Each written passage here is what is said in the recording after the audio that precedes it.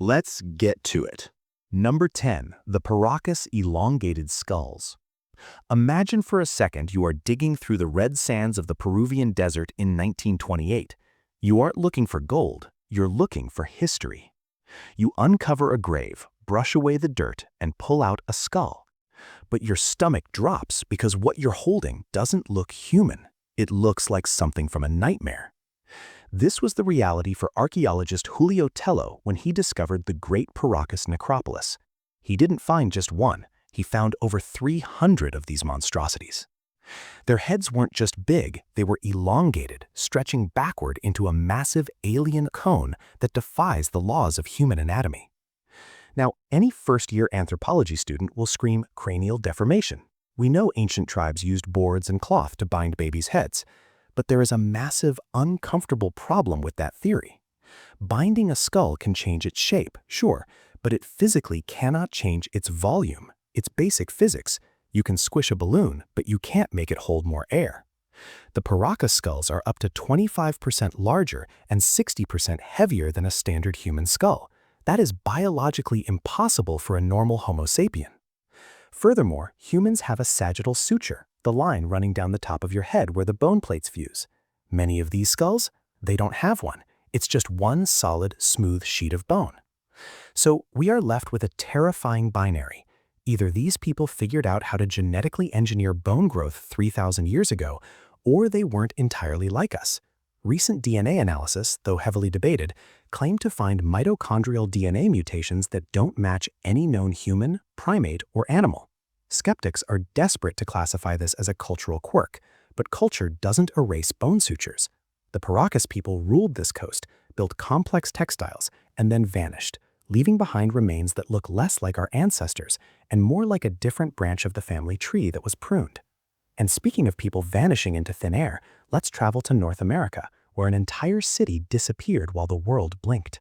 Number 9. The Lost Colony of Roanoke.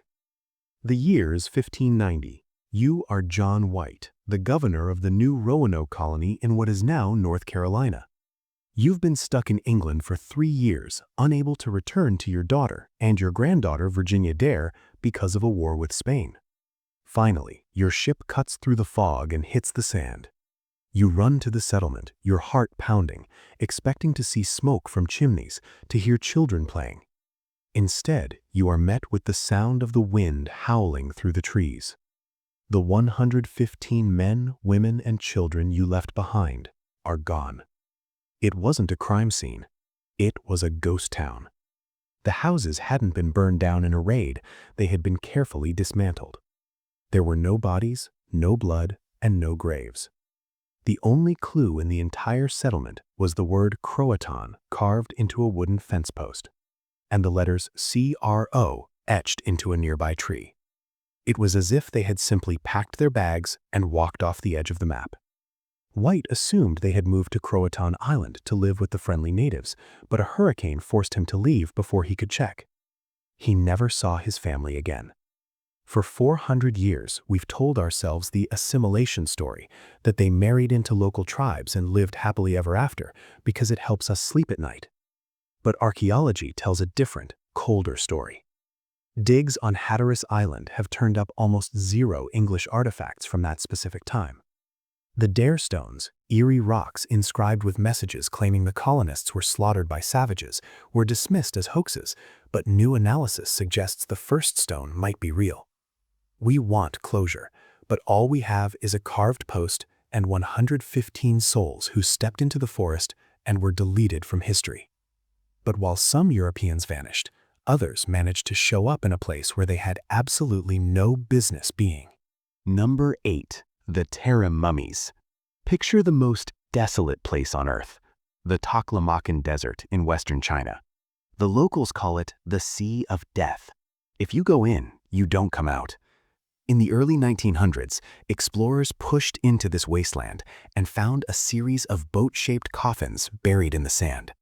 When they cracked the lids, they expected to find the ancestors of modern East Asians. Instead, staring back at them were faces that looked like they had just fallen asleep in a Scottish peat bog. These were the Tarim mummies.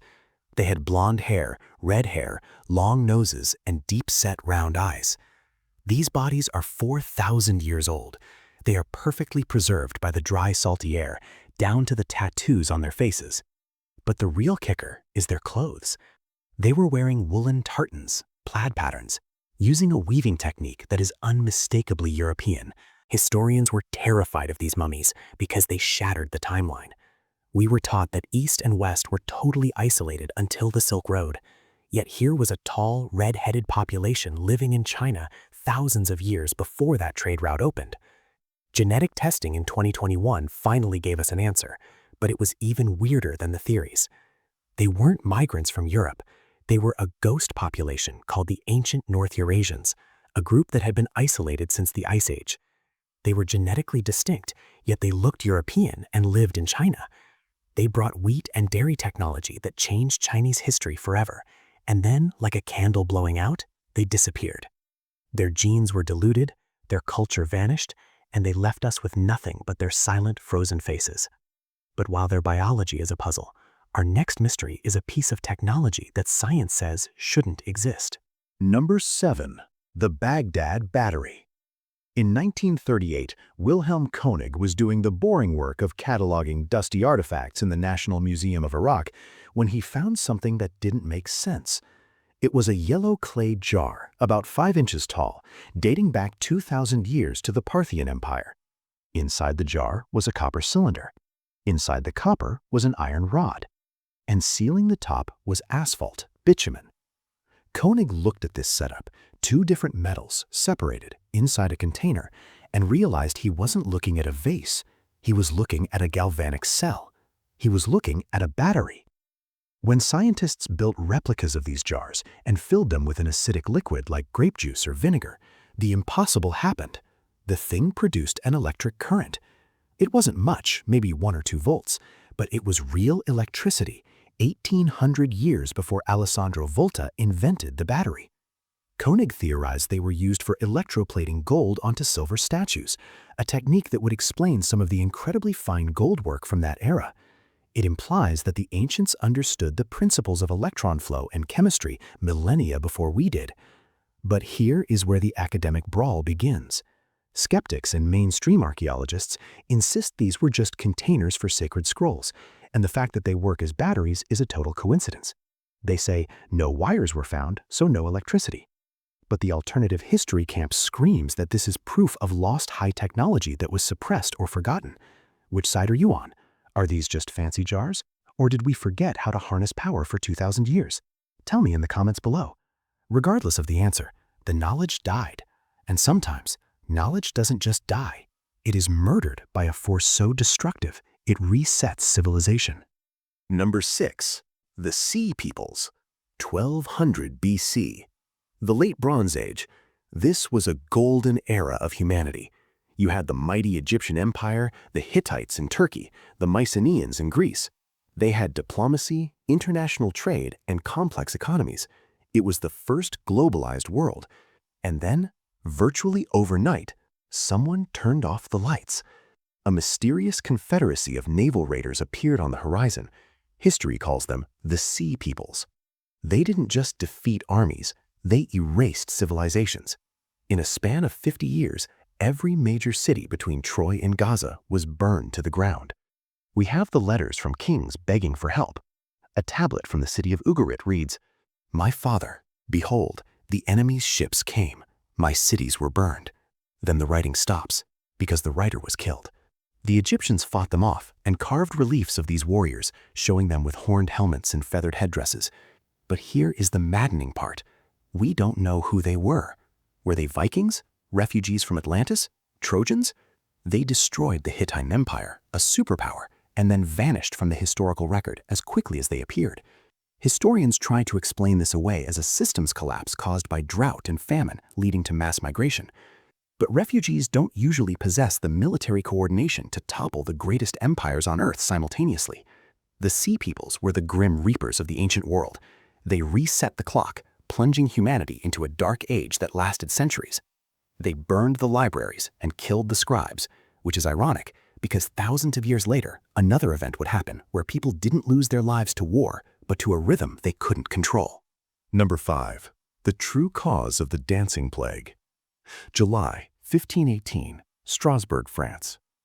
A woman named Frau Trophea walks into the middle of a narrow street. There is no music playing. She begins to dance. Not a happy jig, but a frantic, jerky, obsessive movement. She dances for hours until her feet bleed.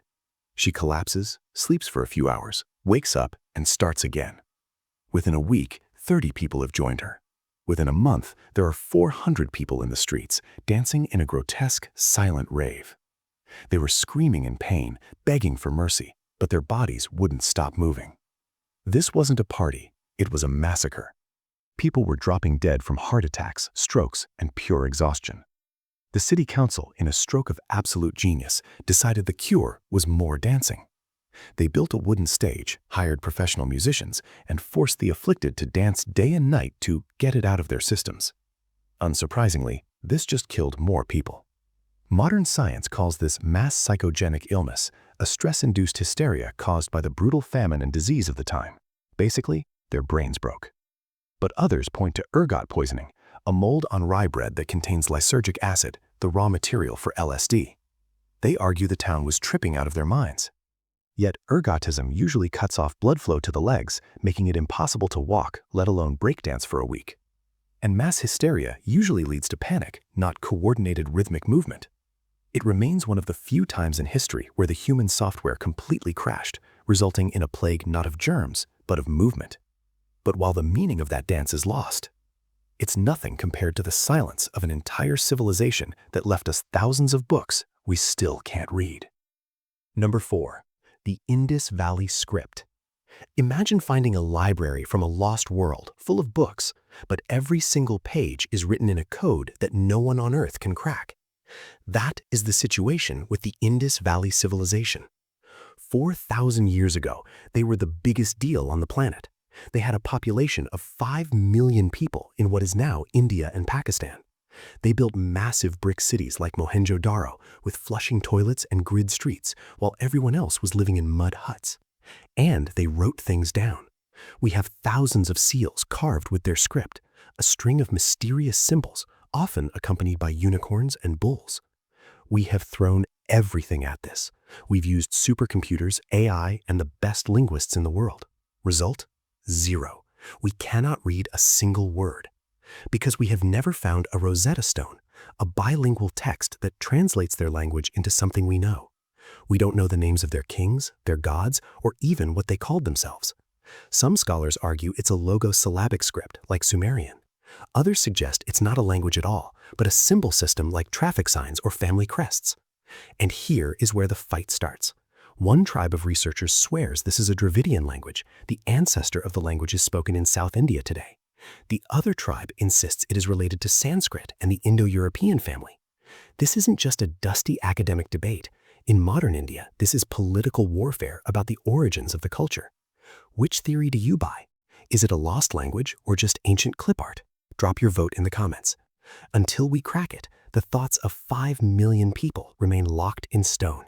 It is a light that has gone out, which brings us to a mystery about lights that refuse to die. Number 3. The ever-burning lamps. Walk into the Vatican archives or read the reports from medieval explorers, and you will find a recurring story that sounds like pure fantasy. A tomb is opened, a tomb that has been sealed with concrete and stone for 1,000 years.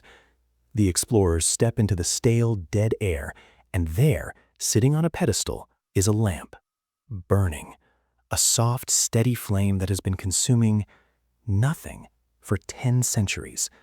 Roman king Numa Pompilius reportedly had one. St. Augustine wrote about one in an Egyptian temple that neither wind nor water could extinguish. We know how fire works. It needs fuel and oxygen. When the fuel is gone, the fire dies. Period. Yet the reports are so specific and come from so many different cultures, Rome, India, China, England, that it's hard to dismiss them all as lies. In 1540, during the papacy of Paul III, a lamp was found in a tomb on the Appian Way that was still burning after 1,500 years.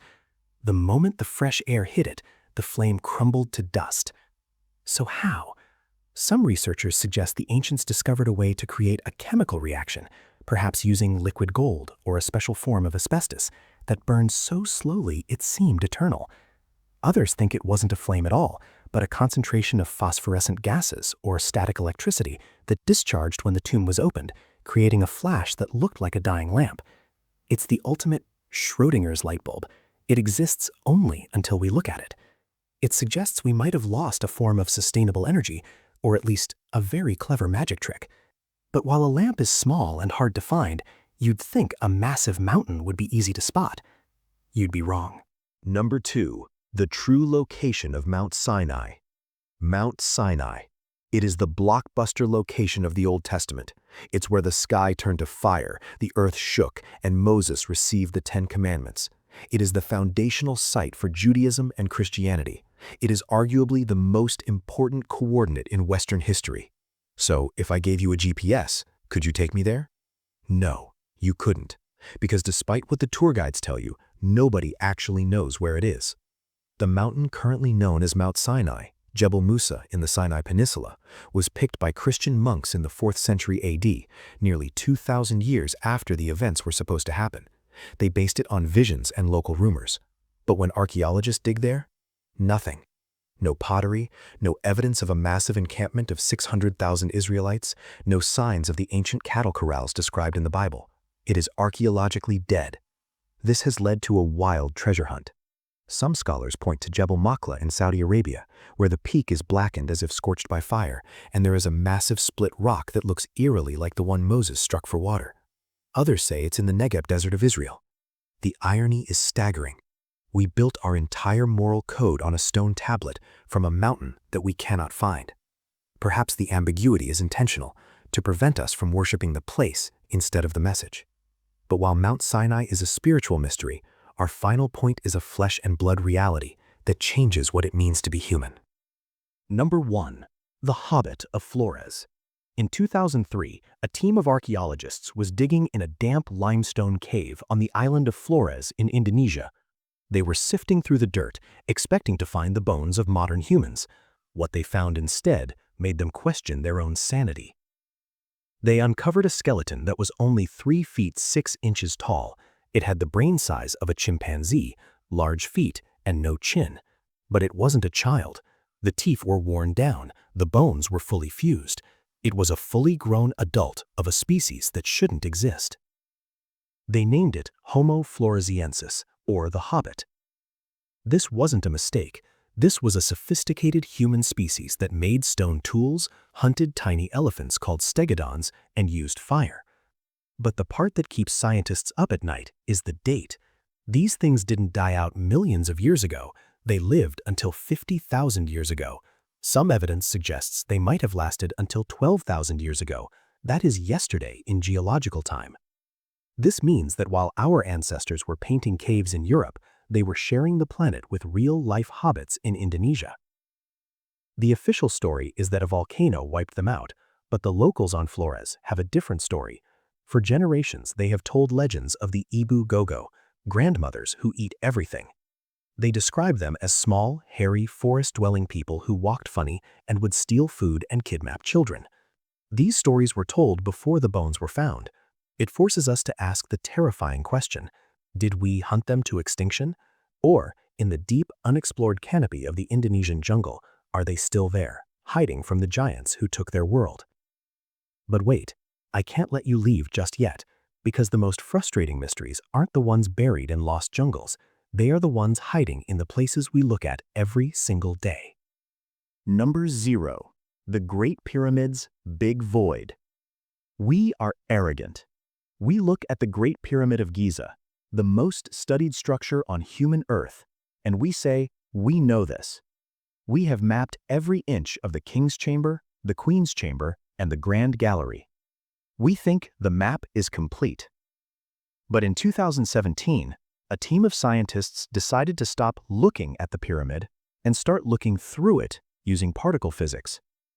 And in doing so, they realized that for 4,500 years, we have been staring at a puzzle box and missing the fact that it has a secret compartment.